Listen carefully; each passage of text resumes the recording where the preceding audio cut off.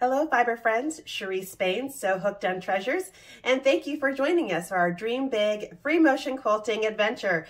This video is going to talk about displaying options and batting choices. Now, these are not to say that these are what you must do or you have to do.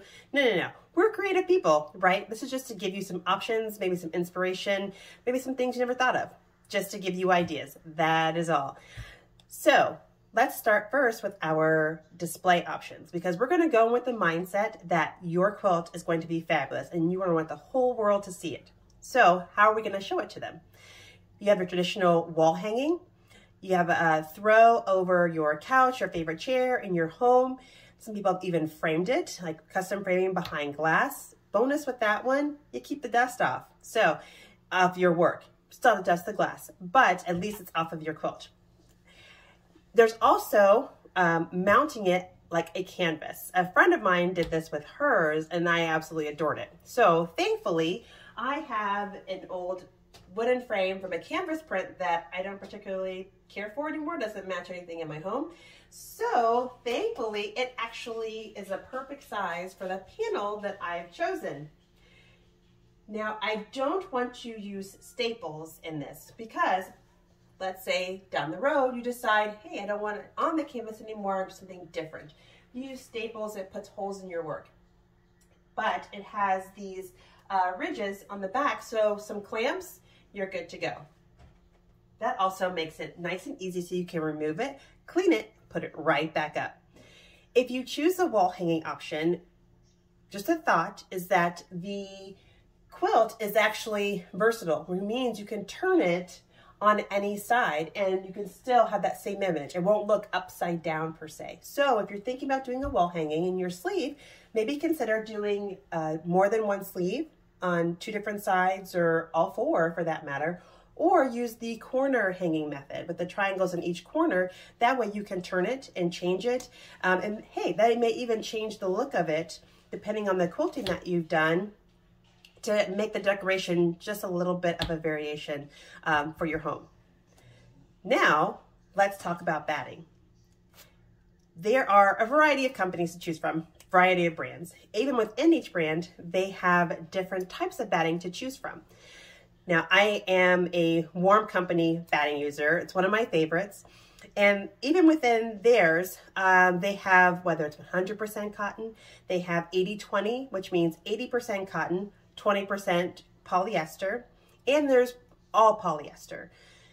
I tend to use, and a lot of my quilting friends who have taught me along the way, for throws and quilts on a bed, things like that, the way to typically go, it's not set in stone by any means, is 100% cotton or maybe an 80-20, depending on where you live, things like that. So if you're using this as a home or decoration, maybe you lean towards 100% cotton or 80-20. For wall hangings, a friend of mine, another quilting friend of mine, introduced me to using polyester for those, for the fact that the vertical stretch on polyester is less on that than it is on the cotton. So what does that mean? So when you're hanging it on the wall, that pull eventually on the fabric could warp your quilt. Now, we're not talking about something that's going to happen over a few months or even a couple years maybe, because let's be honest, the majority of us do not have the same quilt hanging all year round. We have different seasons, we change them out for, it's just what happens. One of the benefits, if you're doing the wall hanging and you have the 4 corners or multiple sleeves, you can turn it to help with that resistance and that gravity pull to help even it out, if you will.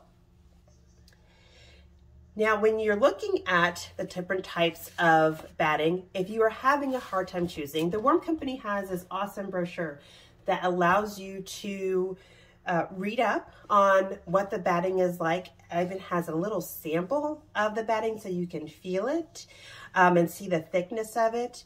If you don't have one, that's okay, because your local quilt shop may have one for you to test out. You can check them out there. You can read about it online as usual, or contact their customer service, and that way it will give you an idea of how to choose your batting if you need a little extra help. Another popular question we've had is in the number of layers of batting, specifically 1 layer versus 2 layers. And you can see the difference and the thickness of my sample sandwiches here. When someone uses the 2 layers versus 1 layer, it's to create more depth in their quilting. So where the stitches are, or the stitches are more dense, it appears more recessed in the 2 layers versus the 1 layer. Now, can you see your quilting just as nicely in both? Absolutely, there is no difference. Just the difference is in that more of a 3D look, and how you hang that, or what you're going to do with your quilt after the fact, might play a factor in that, as we talked about earlier. So if I use 2 layers versus 1 layer, being able to mount it on my wooden frame like I plan to might change. However, I'm committed to doing 2 layers as my selection this time. Normally I do 1. I've gotten some practice doing 1. I am stepping out of my comfort zone with this whole QAL, and I'm using 2 layers of batting, and not just 2 layers. I've decided to use the Warm Company's Warm and Plush. It has a little loftier, meaning it's a little thicker, and I'm going to use 2 layers of it. We'll see how that turns out at the end of it. Again, going in with the positive attitude that we are going to love our quilts when they're done. Yes? So hopefully that helps answer your questions on why you would choose one versus the other, but really it does break down to personal preference and what you feel comfortable with. If you are brand new to free motion quilting, maybe we stay with the 1 layer this time, try it out, and guess what? There are other panels. So maybe the next time in your second panel, you'll choose to do the 2 layers instead.